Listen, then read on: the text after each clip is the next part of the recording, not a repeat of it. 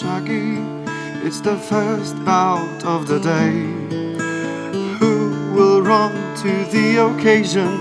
Who will go home his heart's flayed?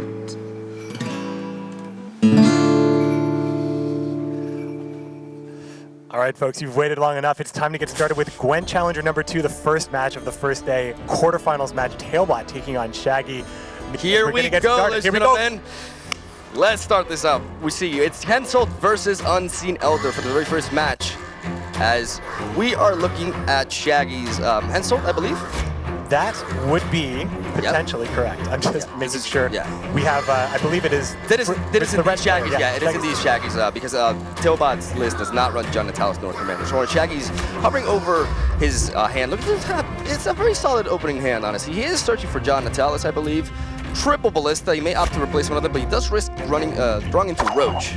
But that does not happen, as TailBot is also looking to have a very nice hand with Jermaine in his Unseen Elder list. I'm not clear what Jermaine's role is here, but one very important thing to note is that there are no neckers in TailBot's hand. That is the biggest weakness that they can have. Not even are there no neckers, also no necker warriors. So TailBot's going to have to source some points either from Manticore or Jermaine to get things started. There's no Commander's Horn or anything that really takes advantage of the multiple bodies of Jermaine, but he does produce Beast, so there is some synergy there, although he'll be likely using that Beast synergy with Woodland Spirit. Of course, when Unseen Elder devours those Beasts on the turn, all of the Harpies will come out of his deck, which offers some thinning and some extra tempo as well, which TailBot will need, as he is the player going first in this match. Now, even though I said that Jermaine does not have a very defined role in this list, because he led off with it, he has a very good target for Unseen Elder. What I mean by this is that the cows, as you can see him hovering over there, are beasts.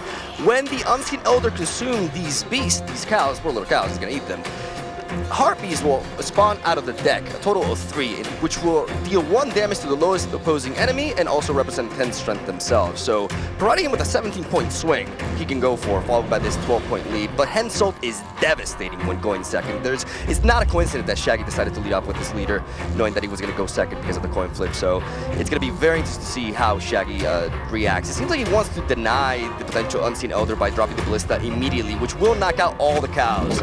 Yeah, a lot of extra early value here from the Ballista, and that's fine. No crewing here, so just 1 round of fire from the Ballista, taking out all the cows. And you can see in Shaggy's hand here, you get the rough idea of spectrum of cards that he's running. But it's important to note that Shaggy is actually not running the Dun Banner Light Cavalry, which is a very popular card right now in Henselt. Allows him to be a real abuser of going second on that red coin. Whereas instead he was running a single Reaver Scout, looking to establish siege towers for tempo as well, and of course Siege Master is the reinforced Ballista and the standard Ballista as well. But also Han Marvin's Blue Dream, which I absolutely love in this match, not just because you can replay a card like Dijkstra, but you can also counter TailBot's Muzzle, which TailBot loves running Muzzle, and Muzzle is in most of his decks. You don't have to run Muzzle when you can just Blue Dream counter it. Exactly, and also on top of that, Blue Dream will pull Roach out of the deck as well, because Shaggy is running Roach in his lineup, which will provide him with some extra tempo, which is very nice. We see an immediate Grand Warrior onto the Jermaine. Interesting play there by TailBot, trying to beef up his graveyard, potentially giving himself a good target for a ghoul from Monster's Nest. I love that beef up, because that's exactly what he wanted to do with the Vran. He wanted to get the Vran in line for the all-you-can-eat burger bar there with the cows. Shaggy did deny that, so the Vran's going to be a little bit hungry, as we're going to keep things close here, 16-14 at this moment, and Vran is not able to provide, the same amount of instances of consume. Again, like you said, Miguel, eating those cows would have provided Harpies. Yes. Woodland Spirit is going to now put the wolves on the board here, so the Vran is going to be able to eat the wolves, and unfortunately, Roach is going to be in the way of the rampaging Vran. I mean, but Roach is also a beast itself, so it's also going to proc the Harpies, and I do love that lead with the Ballista from Shaggy, though. Shaggy fully aware that, that's what TailBot is going for right there. Now, the question is, will Shaggy try to proc another Ballista to try to knock out those wolves so that the opponent only drops 1 Harpy out of the deck, or will he try to take a different approach? I think Shaggy might think about getting the wolves because it's TailBot Margarita's coming. TailBot is showing that he could have Commander's Horn, so it's possible that Shaggy wants to deny that with the Ballista. But Margarita here is going to get the reset and stop Vran from eating completely. That's it. Vran will starve. That knocks a lot of points off, puts Shaggy in the lead at this point. No more instances of consume, with each one of those consume effects buffing the Neckers that are in deck. TailBot wishes they were in his hand. He can't really establish the setup he has. He is running 3 Neckers and 3 Necker Warriors, which of course is kind of the more greedier consume list that you will see. But none of that is really available right now, so this is not looking great, or at least ideal for TailBot's strategy. Now, I've been thinking about for a bit, this Margarita may seem a little bit premature, but it's actually not, because even though Margarita resets a unit, so it doesn't matter how much beefier it gets, it's always going to, you know, set it back to its base strength. That muzzle though, but he's got the counter, it's fine. He's got the blue meme. Yeah, he can just Blue Dream Ronvid right back, and then he doesn't have to worry about muzzle for the rest of the game. Margarita also is not bad here to locking up the Vran, because Shawnee can resurrect Margarita later on to reset and shut down the Neckers perhaps in late round 2, early round 3. And also against this deck, it's very important to deny the consumption engine as early as possible, because every single time that Vran Warrior chomps on something, it will buff up the Neckers in the deck. So that's what Shaggy is trying to prevent with that early Margarita, as he's going to use the Blue Dream to counter the muzzle by taking it from his graveyard, spawning a copy himself, and taking Ronvid back home, getting up to 22 points. Shaggy in a pretty decent position right now. The reason why Hensel is so devastating when you win the coin flip is because you go second. And by going second, when you utilize Hensel, it's mathematically one of the most powerful plays in the game, as you're able to chain summon 2 bronze copies of a card on the board. And that provides you with a ridiculous swing that your opponent may have a lot of trouble catching up the next turn. And Shaggy's trying to build up that exact moment in which he can abuse that. Well, I think this might be a good time, depending on what happens here. TailBot's going to use Unseen Elder potentially to eat these wolves and get all the Harpies out of his deck, as the Harpies are attracted to the scent of dead beasts. And Shaggy may be looking to establish, he probably was thinking of maybe establishing a siege tower so he can make his Hensel play. Now, which he the would Siege just a little bit Master would short be here. so good here, because it would heal up the Ballista up to 6 again, providing with 5 extra value, and that is exactly what Shaggy is going to go for. This is excellent for him. This is a great play, not just because you heal up the Ballista and you get all the rounds firing off with the double crewman bookend here on the Harpies, but also now the Siege Masters are available for Henselt as well. Should a board appear that makes it favorable for the Ballistas, but it's possible that the Siege Towers might just be the Henselt target, as it tends to be when you're on the red coin. Indeed, TailBot hovering over Gales. Let's see what he may be opted to go for. He does have the options of Toad Prince, potentially Regis, Higher Vampire, and also, no, Muzzle has already been played. So very limited options right there. Obviously, his best option would be to take Toad Prince, as he would be able to draw a card, discard the Manticore, and provide himself with an 18-point swing, +1, 19 points, which is the kind of plays TailBot needs to make right now, so he can catch up with him. And he does get the Toad Prince, and he's going to go for that. Yeah, very good. Also empowering his Monster Nest. He may not have Neckers, but he does have all the high-tempo plays available to him. He's definitely able to catch up with Shaggy as of now. Yeah, that Gels was actually guaranteed to be Prince and Regis in that situation. Toad Prince and Regis, as we there were the two left, right? Remains down.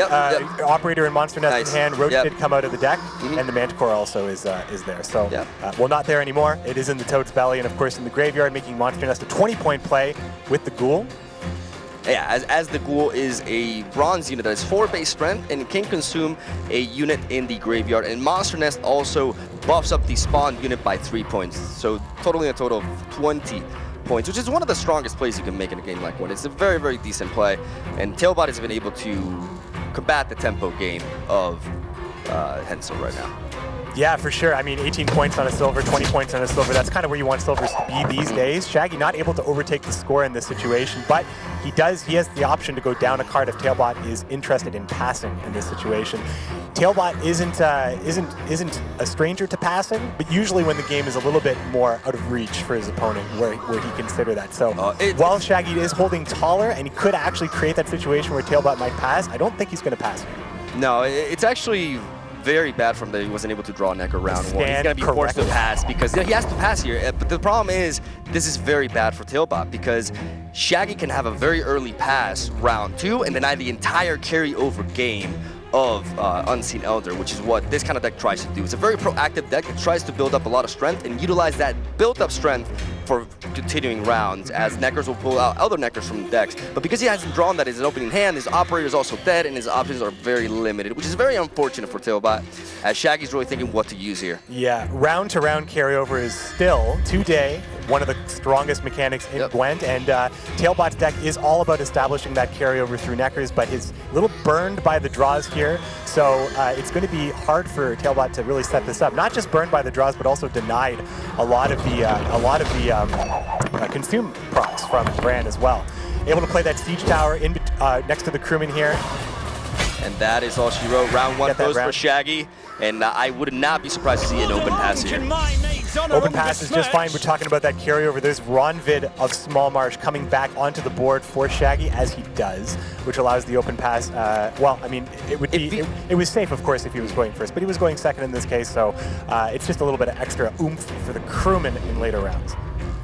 Shaggy hovering over the Ballista. If he were to replace his reinforced Siege Tower, it would lead me to believe that he's aiming to go for a Hensel play onto that, but he does replace the Kidwini Sergeant, as it does not have much utility in this matchup. And there is the Necker for TailBot. TailBot going full on life coach mode as of right now. He's got that tunnel vision on. Necker did actually achieve 8, so there were at least 5 consume effects, even though the Vran was shut down in the first round. So there is potential here. The muzzle's already out as well. And of course, getting rid of that Kidwini Sergeant, once you see Woodland Spirit, you're not too worried about weather anymore against that. But because he's not mulligan away the Towler, he has to play it now, which is the same thing as open passing, really, as he can just pass afterwards. As TailBot's play now will enable him to stay ahead for the rest of this round. I definitely would expect, you can make a case for Operator here. You negate the carryover game, and you will have an immediate pass from Shaggy, but you get that extra copy of Necker, which means a lot, especially with double Vran Warrior in hand. This is got super interesting right now, because Shaggy also has to find the value for his Henselt, and he cannot do so, like the full value, I mean, and he cannot do so if he draws cards like, you know, Reinforced Ballista, the Siege Master, because you combine that with a Resurrection with Shani and try to get the full value. But if he does draw an extra copy of a bronze card, then Hensel will only pull 1 bronze unit, which takes a lot of power from him. And Shani might actually, you know, Shani's looking for Margarita in a lot of these matchups against Unseen Elder, because that extra lock is pretty good. That is a good pass. No real way for TailBot to establish any sort of carryover here.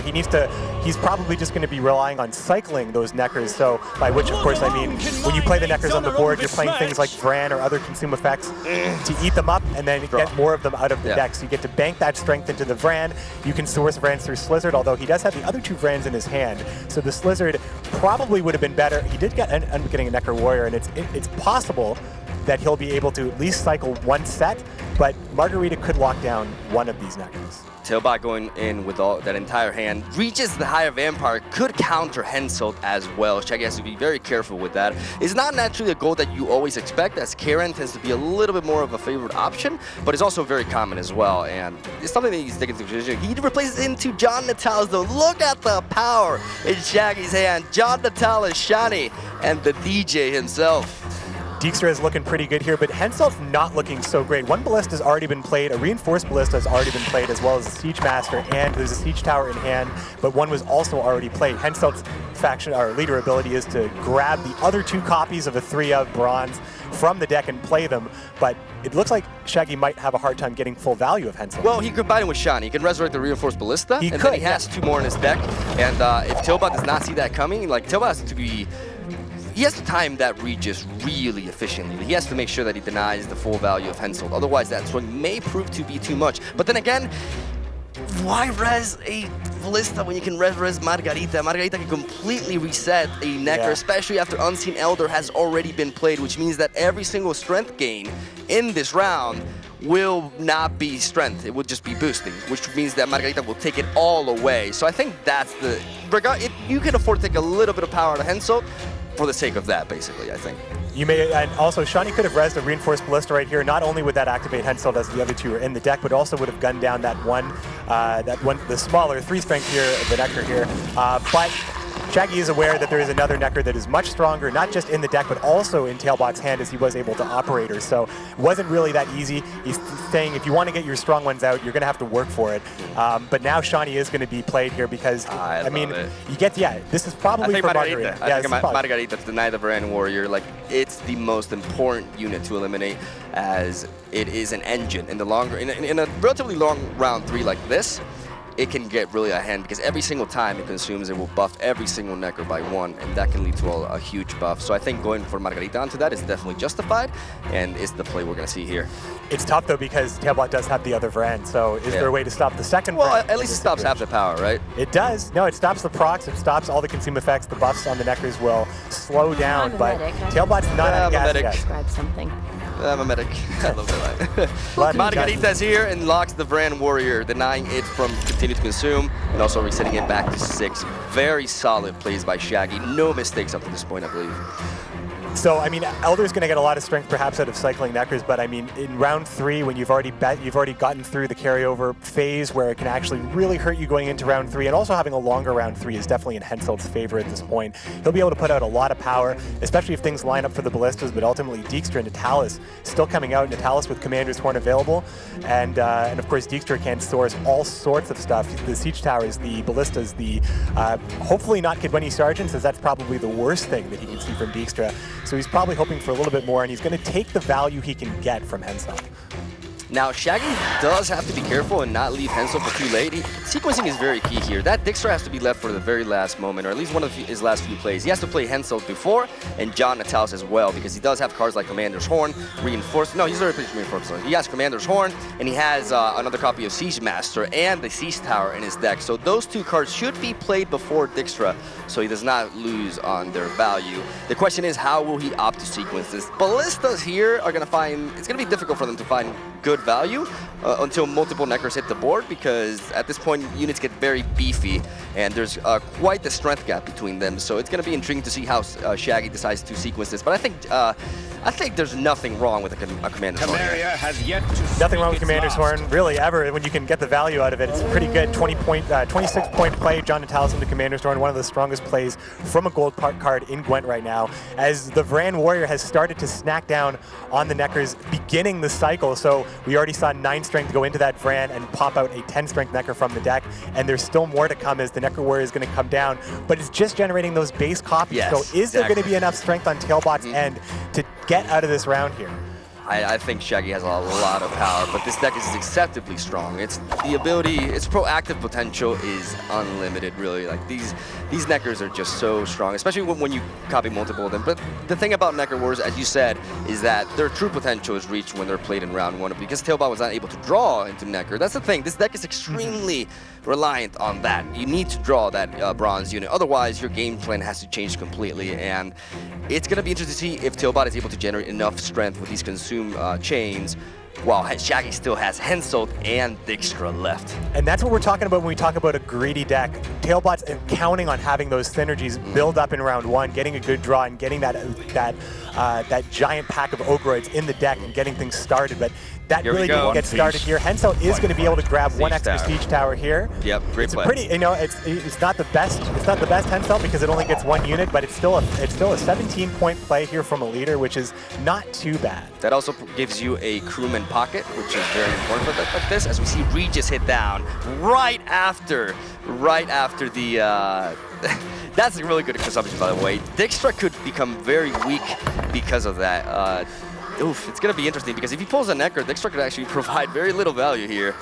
Actually, Shaggy didn't set up the pocket, really. I mean, he set up the pocket for the Siege Tower. But, well, yeah, he set it up for the Siege Tower. It's better to do that. Yeah, but he has like another. Not going to get this. He has another crewman, basically. Yeah. Hovering over the Dijkstra right there, debating. I think he preserved the Ballistas for the very end, so they can gain the most potential value. Blocking the consumption, brilliant. Yep. Excellent placement right there. Spin me a tune, DJ. So he's not going to get double Kidwini Sergeant, which is good. He's going to get at least decent value out of the reinforced ballista here. He did grab the one. Sergeant, and he has another crewman right there. Very nice pulls. It could have gone much worse than this. It could have been much worse than this. If you pulled the Reaver Scout first, for example, you would have had no target whatsoever. Absolutely. And also the Necker would have been very bad too, so not bad, not bad. That was a good DJ. Yeah, a single Reaver Scout in the deck for Shaggy. Like we said, no Dunban or Heavy Cavalry, no Villain Trettenmirth, no Scorching. This is a Henselt list that's more focused on just really building up a lot of strength through machines, siege towers, ballista, reinforced ballista. Getting that extra crewman bookend or pocket is great for the ballista, just for those extra shots. There is a lineup here. I mean, the 12s are lined up for the Neckers. So but also the 7s too, but he's going to go for the 12s. I like this. Or no, I think he's going to work for that. Yeah, that makes more sense. Yeah, that's why he damaged that first. Yep. He'll be burning them down a little bit more because now the 4s are lined up for the second ballista. The Siege Master will be able to replay, and now, of course, we have the Neckers coming down at 6. So there is a lot of power here. Shaggy has a pretty healthy lead here, 23 points needed to take it.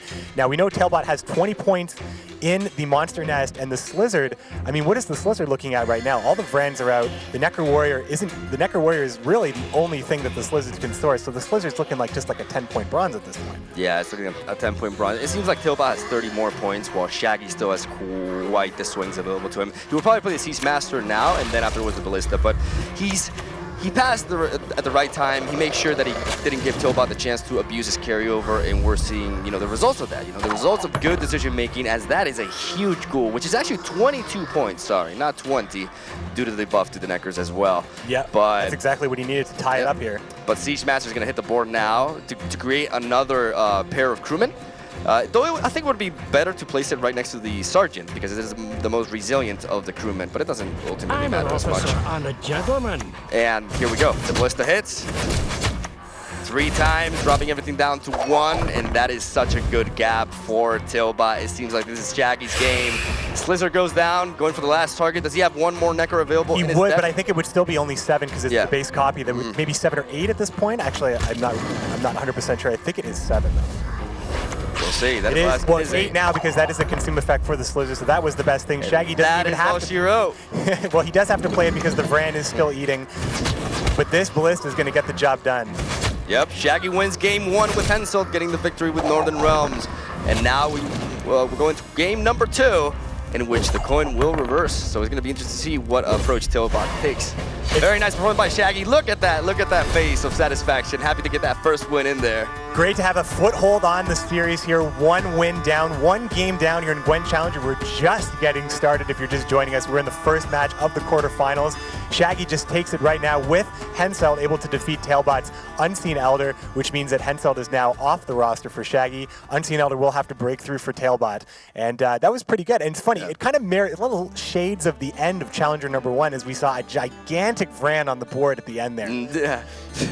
It reminds you of the good old closed beta Dagon days, am I right? Yeah, seriously, just like 60+ point Vrans all the time. But it was very old school. I think that with the changes of Necker Warrior coming in a little bit later into the public beta cycle, we saw a little bit of a resurgence of Unseen Elder, and it wasn't until one of the most recent Gwent Opens that we had even seen Unseen Elder in a tournament. Now Unseen Elder, the most represented monster leader in Challenger and also in Gwent Slam and also Gwent Open. So it's funny how things change from a leader that was very, very underrated to just little things. Slizzard was a huge card, huge card for Unseen Elder.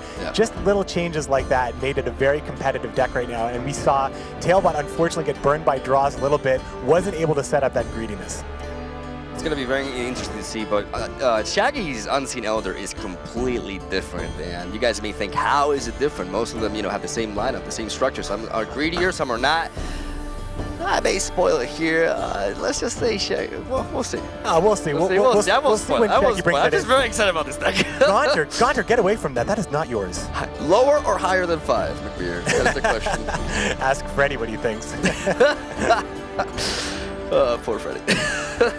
Pal, good guy Pal getting a little bit more water for TailBot as TailBot needs to collect himself here. He's going to... Good guy. He's from Scoia'tael. He's not a good guy. Oh, poor Scoia'tael in this Challenger. We will see a little bit, but not a lot. I'm not sad. No, you're not that sad? No. Scoia'tael has had its time. Exactly. Players are getting ready here for game 2, making sure that the coin flip is properly flipped. Now, I expect Shaggy to... It's interesting because his last 2 remaining decks are both... they don't care as much about going first or second as the other ones, right? He has Unseen Elder and Croc on Crate. Both decks can have a very powerful late game if they manage to really bleed the opponent out in round 2. And it's going to be very interesting to see. Now, will TailBot go with Unseen Elder again, or will we try to take the same approach Shaggy did and lead off with Henselt now, knowing that he's going to go second? I think the Croc is probably the pick for Shaggy in this situation on the blue coin, because I think his Unseen Elder list is a little bit, well, I mean, many decks are stronger on the red coin, of course. Oh, no, you may be right, yeah. But, I mean, we're talking about decks that don't care as much. King Brand, sorry, Croc on Crate in this situation. Here we go. And there is you're right, you're correct. Croc on Crate versus Henselt. We see the Dunbanner-like cavalry. Now, both players may be running Henselt, but TailBot's list is quite different. It is a more reactive control variant with not only Villain to Dramath, as you can see in the opening hand right there, but also Scorch, double fire.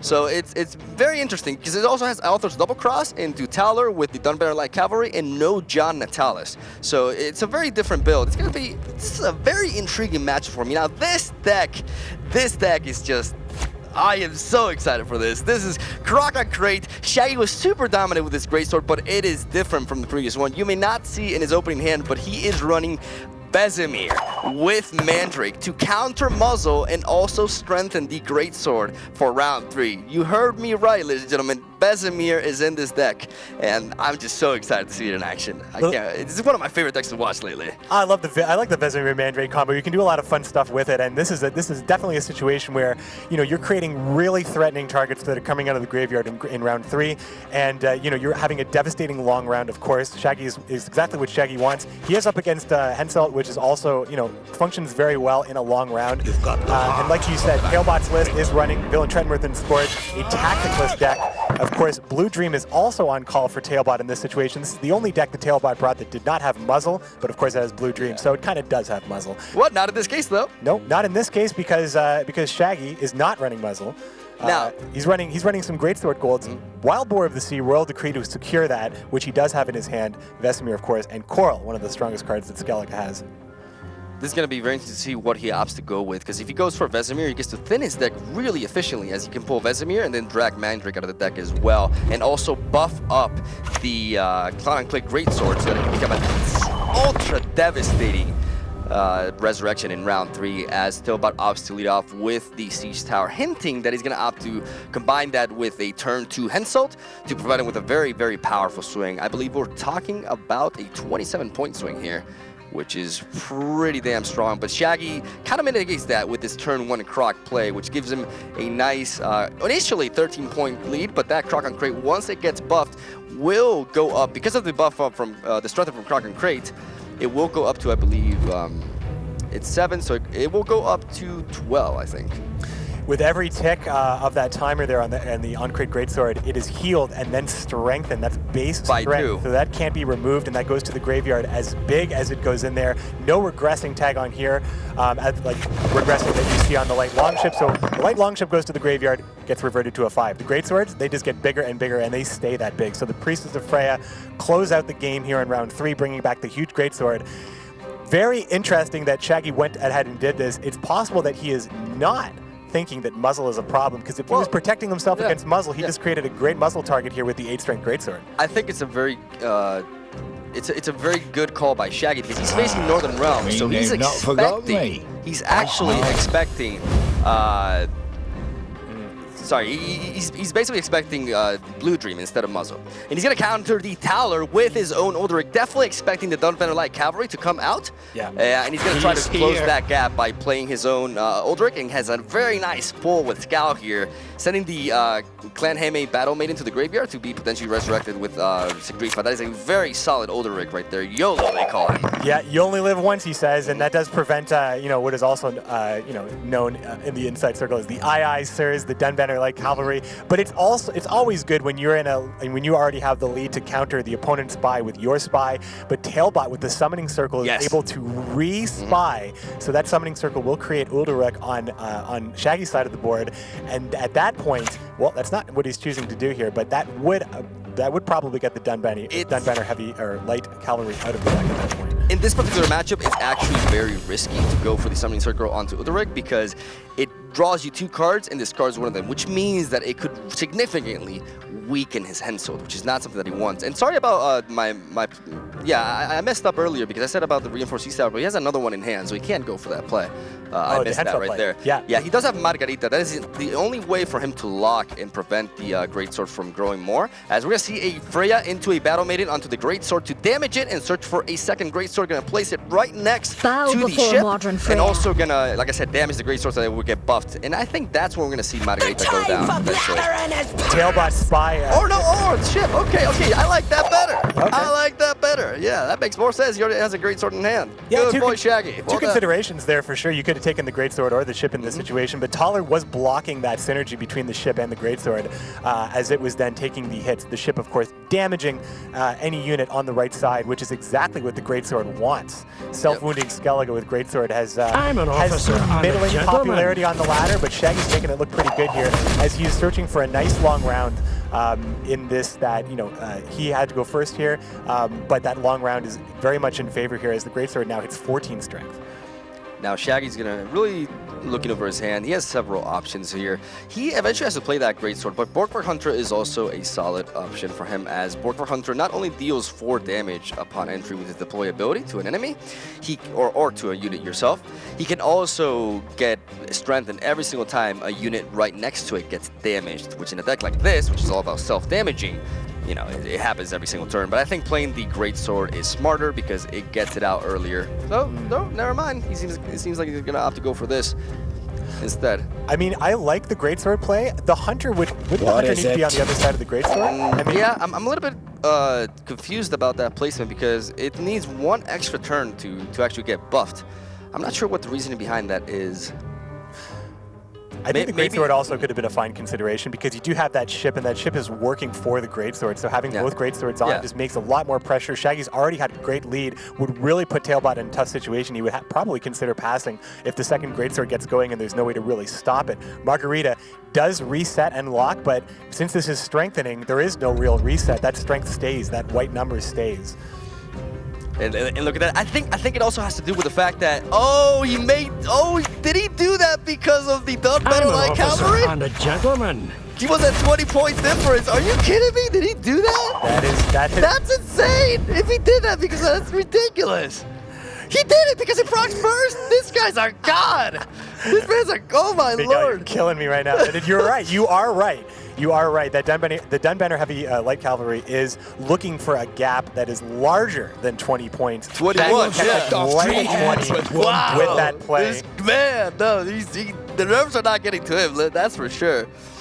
I had the pleasure of talking with Shaggy earlier. He always has 1 beer before the tournament to calm himself down and get his blood flowing, apparently. I don't know, but it really works. He's super, efficient. He's just, man. You think he was able to get a beer? I believe so, yeah. Oh, yeah. He seemed pretty chill before the game. Bar's not too far from from the playing area, so it's quite fun. We don't make the players comfortable. You want to make them feel at home. Yeah. Get Shaggy a beer. Give him 2. No, don't give him 2. If he asks nicely. He's looking to earn a beer right now. He's already got 1 over TailBot. No, that was good. That's so good. Men of Kedwin! That's incredible. Because it's really tough for Hensel playing Dijkstra to have those Dunbanner Light Cavalry still in the deck because, they support you when you lose. When you fall too far behind, they get you back into the game. But if they're stuck in your deck, Dijkstra is pulling out really bad draws. And, we've seen that burn people in the past in tournaments as well. Good players like Shaggy doing everything they can to keep the gap big enough that they can keep a lead, but not so big that they get burned by the cavalry. This may seem a rather obvious approach, but it's by no means, because TailBot is running 25 cards and not, as you can see, Shaggy's Hensel does not have Done Better Light Cavalry. He just made sure that he did not fall into that possibility, and that just takes a lot of thinking, a lot of experience, and this shows why these are the best Gwent players in the world. Here we go. What's coming out? The Wallboard of the Sea or Papa Vesemir? Papa Vesemir is I think the Wallboard of the V by this team. Yeah, this makes more sense. It also mitigates the tempo swings. So he has to make sure that he's always, if Shaggy can prevent the Done Better Light Cavalry from spawning out of TailBot's deck, that could be devastating for TailBot because it will really hinder his draws, it will weaken the Dijkstra, and it will just really mess up his late game. So if Shaggy can keep up playing around that unit, which it seems like at this point he can, it's going to be really good for him. And it's so good, and he can do that because the Greatsword has so much passive point generation from round to round. The Greatswords are growing slowly, but they're growing every turn. So Shaggy is able to keep up because he's able to generate those points. Oh, excellent Siege Master. Turn by turn. Yeah. But because he has cards like, you know, the Young Berserker and like cards like the Brockvar Hunter, which he can position in ways that, you know, still get value, but still, you know, 10-point bronze, it's pretty good, but you can get a lot more value out of that bronze card, especially when you're putting it next to the Greatsword. So it's like he has the option to really put the gas on if he needs to and set up an engine that can keep up, but that flexibility to slow things down and have a lot more control over this matchup right now. Excellent timing by that Reinforced Ballista by TailBot, being able to eliminate that second Greatsword before it got buffed at the beginning of the turn, as he drops John Gafret, which does hit the Greatsword, which is going to be able to proc. It's going to make it proc it again, and also capitalizing on the War of the Seas armor. So damaging it, taking 1 armor, which represents no strength, and buffing himself up as well. Shaggy's late game with the Resurrection could be very powerful, but he also needs to be careful to not play into Villenstrometh, because Villenstrometh could just win TailBot the game regardless. So he needs to make it so that the round 3 is as short as can be. TailBot just checking that summoning circle to make sure that he knows exactly what unit that is summoning. At this point, it would be Genja. Now, the thing here... Margarita stop and Wild War here. Wait, I think that Scowl is a dead card right now. Is that so? Yeah, because he has a Raging Berserker in hand, and there is only one. You are. Yeah, and he has Ulderic. He's already played Ulderic too, so he has no more cursed units in his. Well, no, he didn't. He didn't Heimei the Greatsword. Does he not still have 1 more Greatsword still in his deck? Is Greatsword cursed? No, Greatsword's not cursed. Greatsword's not cursed? Yeah, he's a crazy souls. Gwent Challenger number 2, my friends. Greatsword is not a cursed card. Yes, of course I knew that. Of course.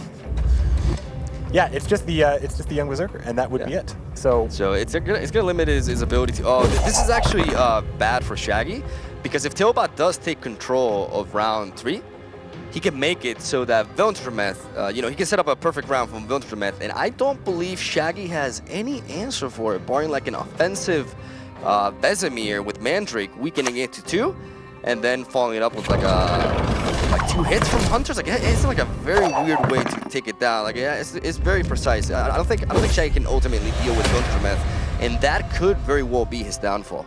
Shaggy's a card up at this point, which is pretty good though. Yeah.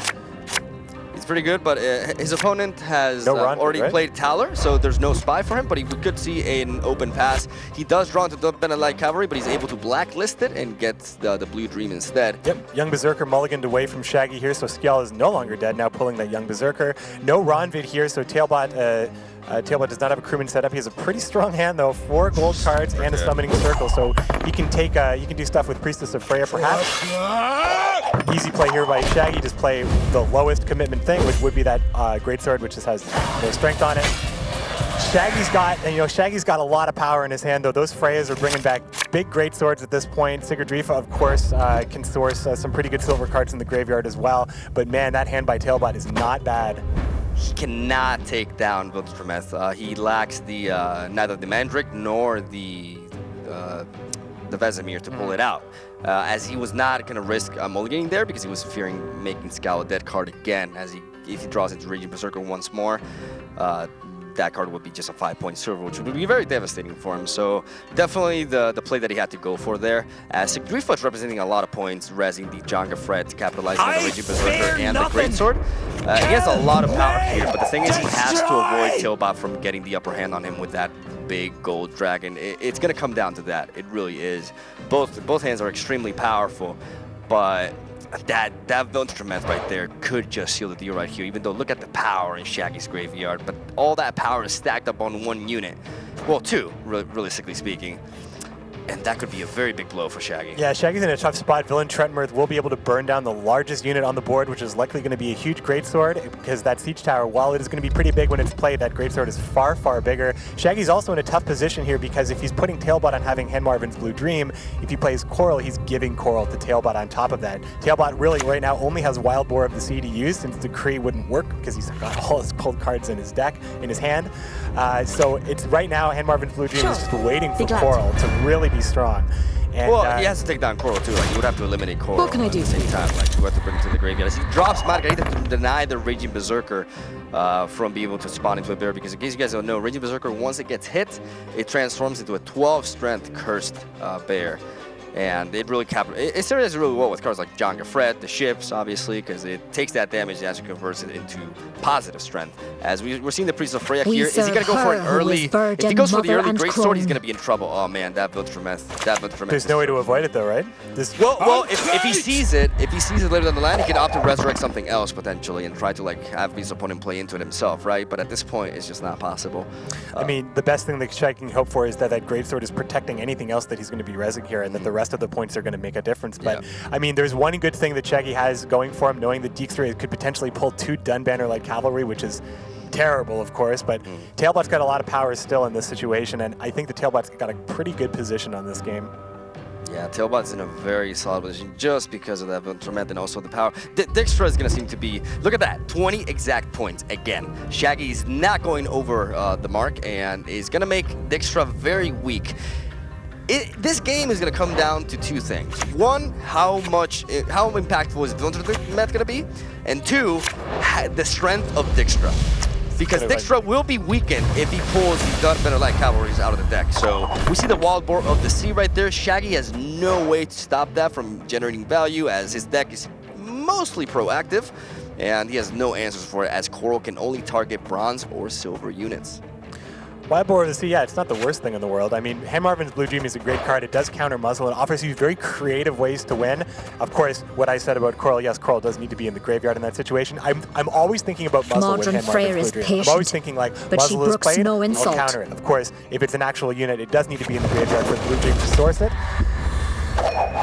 Yep, and we're going to see the ship enter. Now, the cool thing about this ship is that it's going to be able to capitalize on this Greatsword, which is going to get burnt down anyways, but this ship is going to grow 2 points each turn. So it's going to lead a total of 13 points at the end of this round, or 15 if my math is not right. Because 3 turns. But then TailBot still has 4 cards. What we're going to see here, as he's going to play the Hunter after this, to the right side of the Greatsword.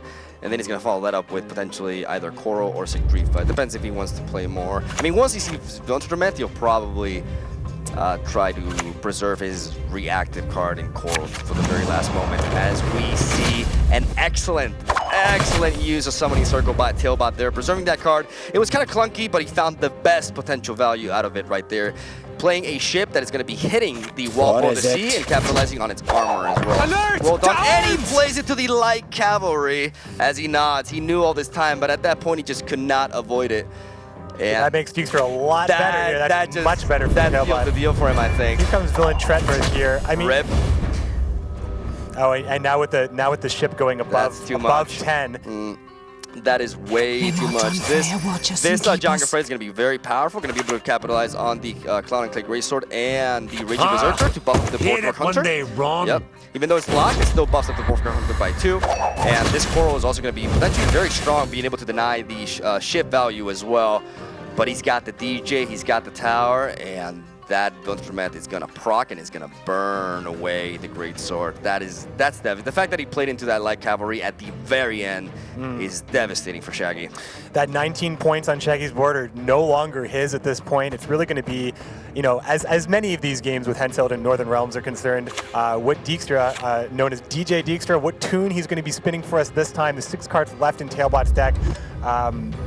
So if it's going to be enough, because Shaggy does have a fair lead, you know, losing the Greatsword, he still has like a huge ship, Genjafred. Things are still growing right now with the Brockbar Hunter. Coral is going to net him a pretty decent amount of value, going to be shrinking down that 13-point ship.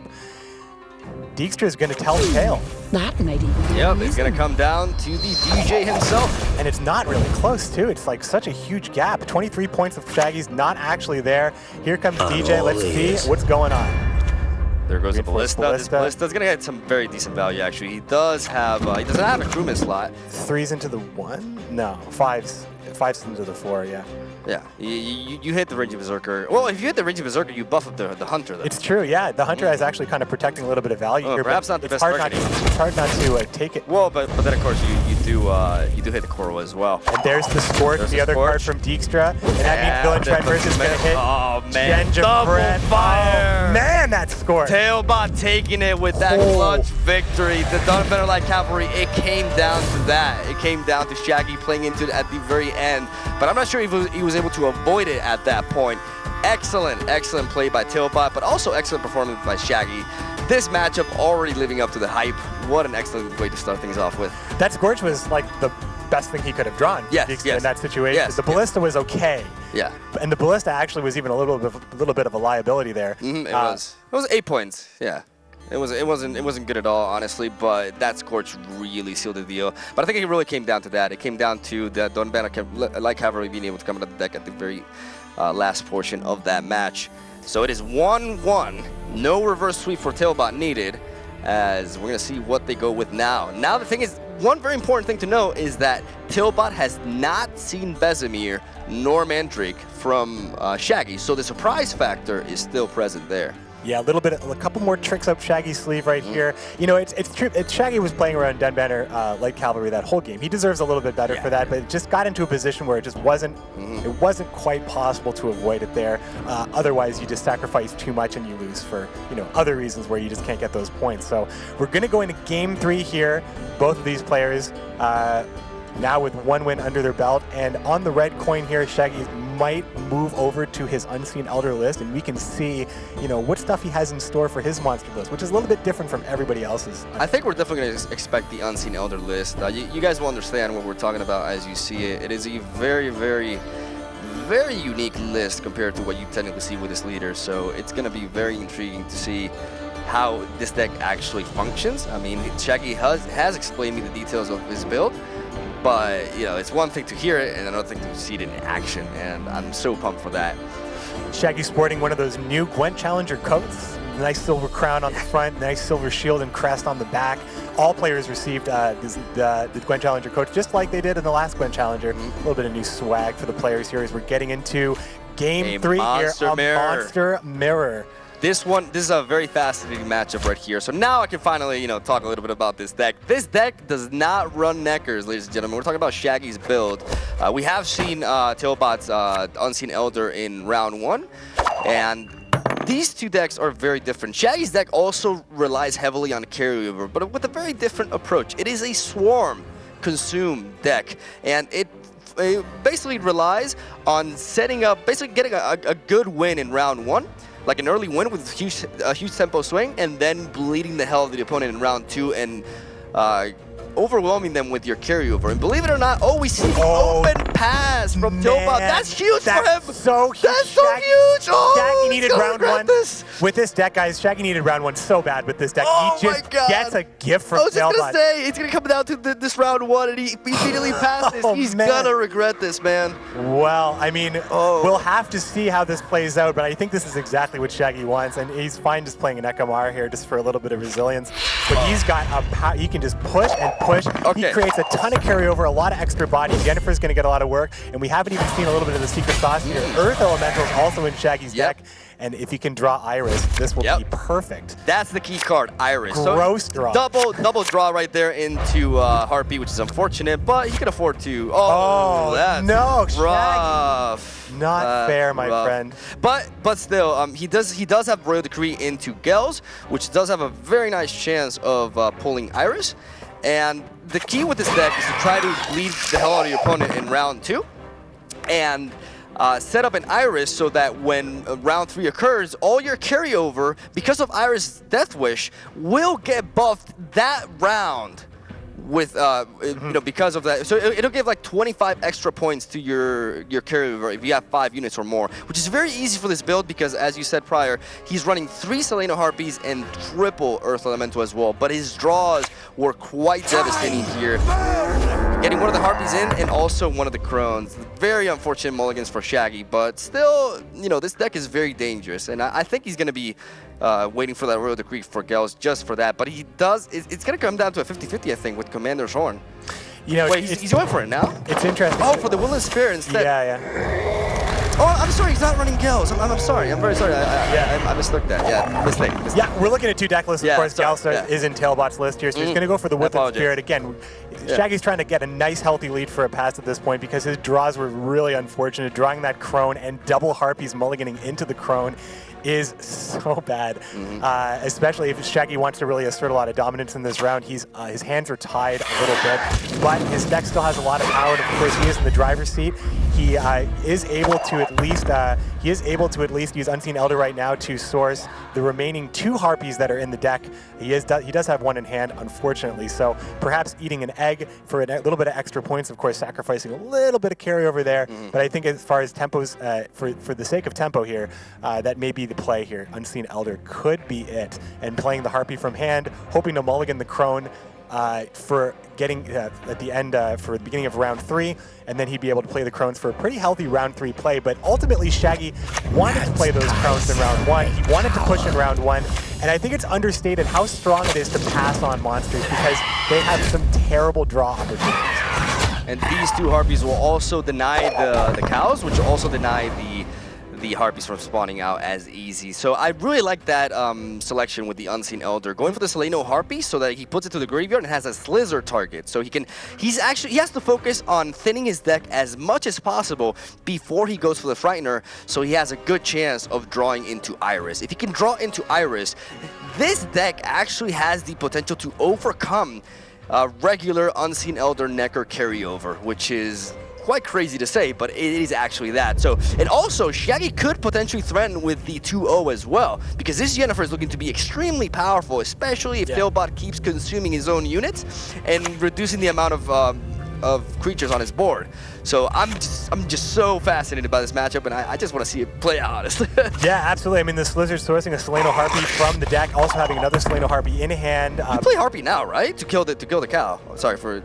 No, I mean, that's fine. It does kill the cow for sure. And of course, creating a lot of bodies for Yennefer, exactly. Like, TailBot his game is bringing down the units, and Shaggy's trying to swarm out here. So, he's going to go for the Frightener. Now, he can definitely afford it, 42 to 19, no problem. Okay, he wants to deny the carryover, but no, he gets punished. That's so bad. No, Shaggy is trying to hide his emotions a little bit, but you can see on the face cam, he just did a little bit of a face palm. That is so disgusting. I don't think that was worth the risk. I think he should have tried to thin a little bit more and play the Crones first. Yes, you kind of play around the Rand Warrior consuming, but I just don't think that was worth it. I think that was super risky, and he definitely got punished for that. It makes the 2-0 even harder now too, because he's got just vanilla silvers. The Crones like to pull themselves out of the deck when they're all in your hand. Nothing's going anywhere.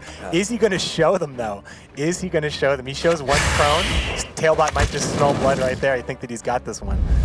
We'll see, because Shaggy may opt to change his game plan around, because he does run 1 Wall Hunt Warrior to proc Iris himself, so he may end up bailing a little bit earlier this round and try to go for a round 3 in which he utilizes his Storm advantage with Yennefer to win. But at this point, do you go back? Like, the problem is those triple Crones, man. That's just so awful. There's no way to save it. You mulligan 1 away. You still have double Crones in your hand, which is not great. I mean, it's obviously better, but I mean, it really hurts the opportunity to 2-0 here. He was looking for Iris or even an Earth Elemental, or even though he has a single Wild Hunt Warrior in the deck as well. He has Succubus, is interestingly one of the goals that also is being run by Shaggy. Commander's Horn would have also been fantastic, and he just had to get that 3rd Crone. Yeah, absolutely that's disgusting. The risk. That's the risk. But also, TailBot not completely lucky himself. We do see Roach in his hand as well, so that is also a dead card from him. This makes things very interesting because Slizzers could become a little bit awkward as well if he doesn't get the proper consumptions going on. This round, it's triple Crone looks horrible, and also the Harpy, but it could not be as clear. We'll see. Shaggy really debating what to do here. He's really thinking about going into a longer round 3 and just trying to win with the Yennefer. But even so, he still has Harpy and the Crones. Like, he only gets to replace one of the Crones, the Ekimaras. Like, he has to play the Ekimaras now. He actually, right? Like, there's no repairing his hand. Like, it's going to be bad forever, basically. Yeah. This situation. Forever. I mean, and you see you got TailBot with Roach in hand, and we've seen TailBot with he didn't draw any Neckers or Necker Warriors in the first round. Got Shaggy with triple Crones, and he's got a Harpy in his hand. I mean, you could just call this a study of monsters in Gwent, and what this like how bad draws can actually get for monsters. You play a really greedy game. You're trying to roll a little bit high, because if everything goes your way with these decks, they are devastatingly strong. But when things don't go your way, it's very frustrating, and Shaggy probably just a little bit frustrated on how this is panning out. Shaggy's still very concentrated, though. Definitely not giving up in this scenario as we see the Slizzers drop down the first of the 2. Gonna get one of the Necker Warriors out of the deck and gonna get even more base copies of Neckers early on. This is This is very dangerous for Shaggy. This is where his carryover is starting to be extremely threatening, and the chances of a 2-0 here seem really awkward. Double Ekimara represents solid carryover potential, but I don't know compared to that. Okay, this Jennifer timing is very interesting, actually. I mean, it's probably the best it's going to get at this point. Shaggy's not really, he's played all his multiple body units. Crones aren't an option at this point, so, you know, he's going to get as much value out of Jennifer as he can. Like, the points were getting a little bit too close for comfort, I think, for Shaggy. TailBot had the ability to overtake in the next play if that wasn't a play, or a pass in that situation. That gives a 29-point lead for Shaggy right now. That's crazy. And the Ekamaras are pretty strong plays now. With a lead like this, you can probably safely play the Ekamara and still stay ahead at least for 1 turn, possibly 2. Yeah, it's still... What is he going to do with his hand? This is just like a monsters game. It's so monsters, right? The draws. And besides, if you watch Gwent Slam #3, both of these players kind of suffered with monsters, and both still taking a chance, bringing a deck like this to the tournament. And you know, anything can happen in any given game. Sometimes things go your way. Sometimes it's a little bit tougher. So both players trying to find a way to win here. Now, will Shaggy notice the fact that he has Roach in hand, because he has played a gold card in Gels, and he hasn't spawned Roach out of the deck. So Shaggy has seen Roach in the first match. So that's very valuable information, and it's interesting to see if he has noticed that. But solid play there by TailBot, going for a very high tempo play to really discourage his opponent from getting a good solid pass on him. As more construction is happening, another Harpy gets out of the deck, and it is only a 20-point lead for Shaggy. It still doesn't feel that great, because that's definitely something he can definitely overcome, I feel. The rest of the cards in Shaggy's hand right now are cards that are just, well, I mean, the Ekamara into the egg is obviously the best play, but from there on, the Harpy represents 4 points. Each Crone represents the number you see, 6, 6, and 8. That is not going to be enough to stay ahead. No 2-0 opportunity here, and going into round 3, it's just not going to be, there's not going to be very much Shaggy can do. So, like, even if he was able to get a card up, it's still not going to be enough, because the cards he have are so low value.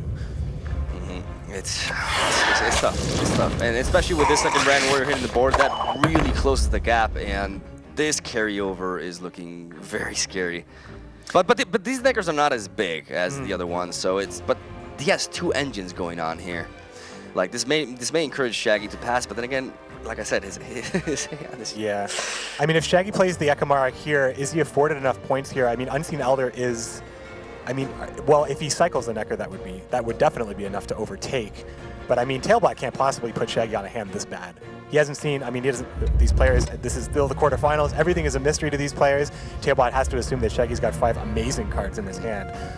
But TailBot is the one who has to win this round, so he's going to keep playing. Shaggy's going to take the pass here. TailBot's going to overtake easily.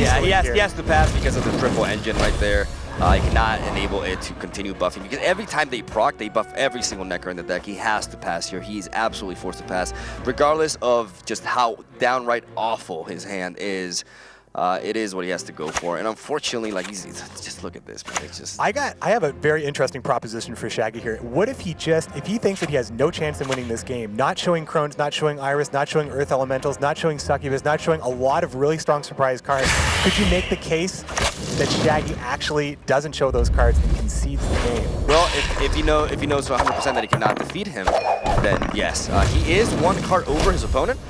But with those cards, just, vanilla silvers, incredibly low value silvers. And all TailBot has to do is replace Malignant Wave Roach, and he'll be good to go. So we're going to see what kind of draws Shaggy gets. Shaggy needs, like, the greatest draws ever. I mean, look at this carryover he already has to compete with. I think you could make the case to do that. There's the Earth Elemental. And at least he needs to mulligan away the Harpy, because it is the weakest one, and this is just not. I think a forfeit here is definitely justified. I think if you wanted to keep if you wanted to keep a lot of very interesting facets of this deck secret for the next time you have to play it, now is maybe the time. He's looking at his cards. He's like, how many points can I actually get here? This feels so awful, man. Like, when he drew that second Chrome, but then again, he could have avoided that in a way. You know, he could have tried to thin his deck a little bit more, but he was already in a very awkward position. But drawing that 3rd Crone was absolutely devastating. It really took a hold from him as he goes for the Manticore and draws into Operator, which is probably what he will consume at this point. Yeah, Taking a look here. I think Operator's going to go down here. Or, because it represents less value than Necker Warrior, really. Yeah, I mean, operating a Necker Warrior is, I mean, it's not really the greatest thing. The Necker Warrior at least has value by itself. But that's still a 14 strength Moment play of for truth, TailBot. Shaggy. Yep. Maybe Shaggy plays the Ekamara to see one more card from TailBot, but I think you could make the argument. Yeah. This game is definitely lost for Shaggy. It's very unfortunate. There it is. He did it. He does do it. The best secrets are kept, my friends. This is he's staring at the camera. He's staring at the camera. I mean, it sucked for Shaggy. He lost the game, but I got to give it to him a little bit there. This is important. This is important information kept here. But his back is against the wall now, though. Yeah. TailBot does have knowledge from both of his decks, and Shaggy cannot afford to lose one more match. TailBot with the victory, going 2-1 against Shaggy, and it's going to come down to this. TailBot does have his King Brand left. Can Shaggy overcome King Brand twice? Or will TailBot advance to the semifinals? Find out on the next episode of Dragon Ball Z. Sorry. Well played. The Bard's getting ready. He's tuning his lute. He looks sad. Poor guy. He probably saw Shaggy's hand. It's very depressing. Yeah, it is. But I think, this is going to be really interesting here. TailBot's got a great deck for going first, as you have to go first for some of these games guaranteed. So he's going to lead off with Bran here, and Shaggy is, you know what? I take that back, actually. TailBot's going second in this situation, I believe. Yeah, TailBot's going second. This is actually, like, TailBot being able to get the win third game puts him in a rather strong position. Even though King Brand cares a little bit less about going first or second, it still benefits from going second like any deck in the game, right? But in this case, it's going to be interesting to see what option Shaggy opts to go with. I think we may see Croc here. I think he may opt to go with Croc, but it's going to be interesting because with his Croc deck, he does have Coral, and also Vesemir can be utilized to banish Ceres away. No, not if it gets buffed by King Brand, though. It's hard to tell. I think he needs to preserve this Unseen Elder list for when he goes second, for the last potential match. So I definitely expect Croc and Crate here. A lot of great characters hanging around the palace here today from Nilfgaard's deep in Emir's winter home here, as it is themed. Gontro Dim, obviously a Witcher 2 fan, waiting for the standalone dice poker game. He's like, Gwent first? What's going on here? It's going to be super, super interesting. We're going to see what the players are going to be taking into this fourth game here. TailBot up 2-1. Shaggy, exactly as you said, up against the wall here, match point for TailBot. TailBot is really close to getting that semifinal spot, while Shaggy is really debating what to go with here. I mean, if Shaggy believes in his monster deck, he may consider going in again right now. Here we go. It is a Skellige Mirror. It is a Skellige Mirror, and this time we see Vesemir in his hand and Mandrake as well. So we know a very one of the mulligans is going to happen here. The thing is, will he opt to blacklist before doing so? And he is going to blacklist the Light Longship, a Priest of Freya. That's a little bit risky though, but he's going to go for that, and then the Mandrake as well. Does he have Young? No, does he have the Young Berserker in hand? I didn't. No, he doesn't have the Raging Berserker. He does. Okay, so Skjald's active, Vesemir is active. Oh, but the problem is no Greatsword. No Greatsword is a problem. And his Croc will pull Jenga. That is a problem. That is a problem for Shaggy here. He may have to resort to some. Oh man, that's actually rough. That's actually really rough. Not getting Greatsword nor Jenga. Open pass, perhaps, as the cursor gets slowly closer and closer to the coin. We'll see. We'll see Open about pass, that. Perhaps Udalryk opening. Udalryk is also so risky, man. It's super risky. He's running Mandrake, so if he does pull Mandrake, he's gonna have to be forced to draw and discard anything else. But he may be forced to just lead off with the Spy, honestly. Shaggy really debating here. Yeah. And he's gonna opt to go for that. You gotta take some risks in this game. Shaggy's taken a few already. Oh boy. No Mandrake. YOLO, you only live once. Oh, there it is. Got it. He got it. There it is. Longship in the graveyard as well for the Priestess of Freya. So all of his cards are active and ready to go. This is going to be a good round one for Shaggy. It's going to be as good as he can hope for. TailBot going to lead off. Brand, now we're seeing TailBot's Brand discard here. There's Muzzle, of course. You know TailBot loves Muzzle. Geralt Igni with the Harpooner is also a single Lacerate in this deck, all about movement and punishing rows, either by showing Harpooner, making your opponent stack for you for stuff like Igni and Lacerate, or just creating that row with Harpooner. So, it's a very refined King Brand discard deck, the stuff that you would expect. Of course, with Morkvarg, Olgierd, and Ceres being the discard targets. Raiders also available for discards.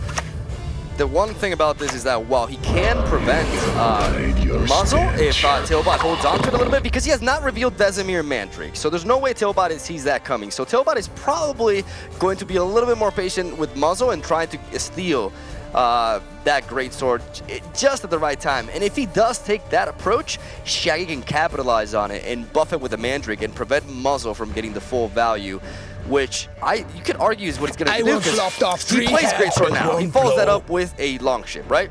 That longship hits it, drops it down to 6. Afterwards, it gets buffed up to 9. So TailBot can wait for the longship to hit it again and drop it down to 8 while it's damaged and steal it, so he gets a bigger swing. And Shaggy can actually punish that because he did not reveal Vesemir in the prior match. And it may come down to that, or TailBot may go with muzzle immediately. That's going to be probably what dictates this match, really. It may come down to this moment right here. No disagreement from me on that one. He's not going for the muzzle. He's not going for the muzzle, I'm telling you. He's being patient. He hasn't seen Vesemir. He has not seen Vesemir. Yeah, I mean, with exactly the line of play, that's exactly how it would play out. Again, yeah, Shaggy keeping his secret sauce a secret until it's going to help him win the game. He's gonna go for the like just now. Gonna go down here, 6. Okay. Now TailBot again. Now, will muzzle happen now? Oh my God, I'm on the edge of my seat right here. It's true. I'm looking at you. You're on the edge of your seat, literally. we're both just sitting on our hands here, just watching these games. These games are already. I am not disappointed so far. I think a lot of great stuff has happened even in these games. It may seem simple. We've seen 2 mirrors already. We've seen some of the same leaders, but there's a lot of variation here. A lot of fresh takes by Shaggy. I love some of the approaches that he's made here and some of the decisions that were made as well. Oh man, but the problem is he doesn't have another clear play. He's gonna go for but he's gonna go for the muzzle on that one. That's better for Shaggy. If he had stolen the greatsword, he would not have been able to chain summon it with another one. The problem is he has no other ways to proc it. Well, he does. He does. The Freya the Jenga and the wallboard. That's actually huge. The fact that TailBot targeted the ship is so good for Shaggy. Yeah. If he had targeted the greatsword, it could have been the end for them there. Remember, Freya has the light longship in the graveyard as well, so there's still a lot of opportunities for Shaggy to build a little bit of an engine here. TailBot's got a huge lead at this point, though. He does, but the Croc on Crate into Jenga is a tremendous power swing, so he'll definitely be able to make up for that. Igni may actually tell the tale of this matchup here if he's able to annihilate a huge annihilate, I should say, a huge greatsword. Cheeky Shaggy. He's trying to eliminate that longship before it grows even further. Even though he does have coral, he can also preserve coral for something else. Right now he is 14 points behind, but it's definitely a gap that Shaggy can overcome with his leader's ability. That's the thing. This deck does have a little bit of a slow start, but because of Croc, he can make that huge tempo swing and catch up to a rather fast strategy. Even though in this case King Brand is not the most fast starter as well, but the fact that he gave him 12 points to start the match with that spy, to reverse the coin flip basically, definitely put him in that spot. But Shaggy can catch up, and he's definitely looking alive now. I believe Croc is what is an 18-point play. Jenga comes down as a 14, takes 1 hit, 13 and 5, 18. Jenga gets strength by 3 points. That is look over our stock. Good armor I was smith thinking there. Armor Smith there, yeah, great armor smith there by TailBot. Excellent play, knowing that the second Borkvar Hunter could have been a thing. Very well done, as now he may have to ultimately utilize Coral this round to deal with that longship if it gets out of hand. He does have the answer though. Like he's not in a terrible spot. The fact that he played the Hunter before that too, it means that he's gonna get buffed now because of the battle mating damaging the greatsword as well. So it's nice. Shaggy able to bypass that, very tense moment at the beginning in which he had without greatswords. It's kind of like Unseen Elder without Neckers. It doesn't work. It doesn't work. Able to make it happen. A really risky Udalruk there pays off, but TailBot now is going to be always tempted by a pass here but as Shaggy builds his engine here, it's going to be harder and harder for TailBot to see any better opportunities if TailBot even wants to pass in the first place. But Shaggy is an engine deck, whereas TailBot is just playing for value for the most part here. So, I mean, it's going to get to the point where TailBot is just going to see, you know, he's going to see the sequence of events here and push him out of the round. So with now double Greatsword with the potential of getting a ship out from Freya, of course Mandrake being able to buff up one of the Greatswords just as a sheer value play, Croc on Crate also being a huge play as well. You know, there's the pass. Here might be Croc to take care of this. This is huge for Shaggy because Shaggy can easily overcome this. I think he may have to resort to his... we may see Vesemir here. We may see Vesemir because I think Vesemir... No, is Vesemir is not enough, right? Well, he doesn't have Roach in this deck, so it's not enough. Vesemir is a 12-point swing for him. Croc's enough, though. Croc's enough, yeah. But Vesemir would have been... Plus the tick on the Greatsword is going to help, too. Yeah. Croc is definitely enough. I was thinking if there was another option, but no, it has to be Croc. Good pass by TailBot, though, because that was a perfect turn for Shaggy to set up the Wallboard of the Sea, and he did prevent that. But now he gives the driver's seat to Shaggy, and Shaggy can really try to pressure him this round and bleed him. But it's going to be key for him to be able to get that extra card out of Shaggy. Otherwise, even though you're generating a tremendous resurrection, in round 3, being down one card against your opponent when your strategy also revolves around carryover can be very dangerous. So this is the key round for Shaggy. We're gonna see what he's gonna. He's obviously gonna mulligan away that Mandrake right there. He's gonna have to, yeah. Yep. I mean, this is a decent position. It's kind of what Shaggy wants right now. He's in control of the round.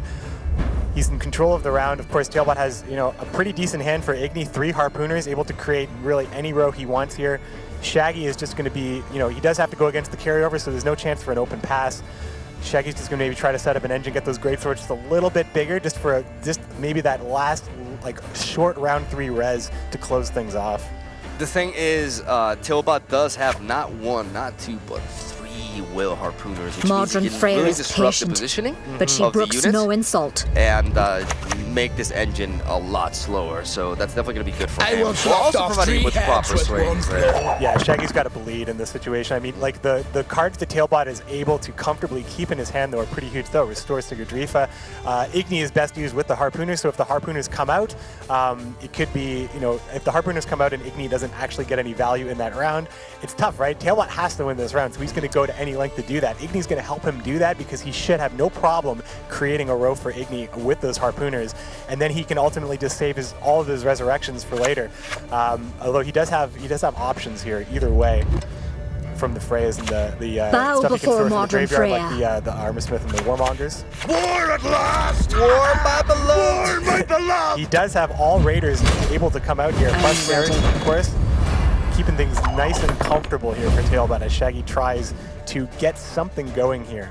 Now, Shaggy has several options. Like, it would be smart to hit the Morkvarg, actually, with the Morkvarg Hunter to deny 1 proc on Ceres. And let's see if Shaggy can actually push hard enough for round 3. Round 3 in which Ceres is not able to come out. Even though we see 3 reses available for TailBot, he has to basically take him to very deep waters in order for that to happen. Well, I mean, Skelligamere is a great time for deep waters, I think. Yeah. Both players are not scared of those deep waters, but I'm wondering if there is an opportunity here for Shaggy to, like, how hard can Shaggy push here? With Coral, Vesemir, the Wild Boar of the Sea being able to develop just a little bit more engine capability, develop a lot of value over rounds. The Freya, of course, does have access to the Battle Maiden, which can also help as we take a look at the graveyards here. Shaggy needs Sigurdrifa. Shaggy really needs Sigurdrifa for round 3. Bow before modern Freya. He definitely, I think in this round, you play pretty much everything. Like, you play almost everything barring your resurrections. Oh man, that ship right there. That could definitely be a good coral target for him this round. Like, I could see him playing almost everything here. I would make an argument for going for Morkvarg Hunter, like I said, onto the Morkvarg to make it go resurrect again as a 1, and then it will be vanished in round 3, which means it will not proc. But then again, the earlier you play the ship, the better. And the Wallboard or the Sea is going to come down and going to start strengthening the long ship to the left and damaging the Cloud & Creek Restore to the right. The problem is triple Were Harpooner can definitely disrupt this. Yeah, but the thing is, the way TailBot's playing his Freya's first leads me to believe that he wanted to maybe hold on to the option to go Harpooner Igni in round 3, perhaps. True. But I mean, Shaggy's not going to let it get that way. He's trying to bleed him a little bit. He wants to see as many resources as possible. Probably fine seeing the Freya's here, but Sigurdrifa and Restore still represent a huge threat here, as Skellige gets a lot of its power from the graveyard, and TailBot was stocked with 5 resurrection cards going into this round. We see TailBot hovering over the Will Harpooner, but those are going to target either one of the ships. You don't want to target the Clown Greatsword is going to get hit regardless, either by the Will Harpooner or by one of the two ships available. So he does move the Wildboar of the Sea to the range row, and it's probably going to encourage Shaggy to play cards into that. He could play Scowl onto the left and drop the Raging Berserker onto the right of the ship. It's not bad. Or he could drop the Borgbark Hunter as well, and like I said, hit Morkbark to deny one of the reses from Ceres. And he could also Freya the Greatsword, although he needs that res. Yeah, he needs that res. That's like the one card that you can't play. Yeah, that's the one card he can't play this round. He doesn't do that. So I guess he's just assuming that Ceres is going to happen regardless, or he's just truly trying to work for a short round in that. I don't know, is it worth it to go for points there? Because the reason you do that, you miss out on 3 points if you hit the Morkbark, right? I mean, but you deny 1 proc. Yeah, we see the lack of Warmongers here, so we know that the res procs for Ceres is just going to be in Morkvarg and Olgierd, or perhaps maybe a resurrected Warmonger in round 3. But Shaggy doesn't see that. Great Will Harpooner sequencing there by TailBot, completely disrupting the game and also denying and making the Wildboar of the Sea have negative value on him right there. As this really makes things awkward for Shaggy. As he's going to play Skull, he's going to play Skull to the left and Raging Berserker to the right to make sure that Wildboar of the Sea is providing him with good value. We go at him together! That young Berserker is going to turn into a young bear. Raging bear? Raging bear. Yeah. Which is going to get a little bit of extra push going into the next turn here for Shaggy. TailBot has to make some decisions here. Now he's expending some resources, because if he doesn't take the opportunity to Igni here, which isn't a bad opportunity, he does get 16 points on top of Igni's 5-point body, plus denies potential engine opportunity for the rest of this round for Shaggy. I think Igni is a fine choice on the ranged row here. He does have, we're definitely going to see Vesemir go down this round, and Mandrake, potentially that. He's going to go for the Igni. He's going to take the Igni. Not your luck. Let's get this over with. Those ships are going to burn the sails here, going right to the graveyard. That's a pretty huge swing from TailBot. Shaggy now, his bleed roll is a little bit less authoritative.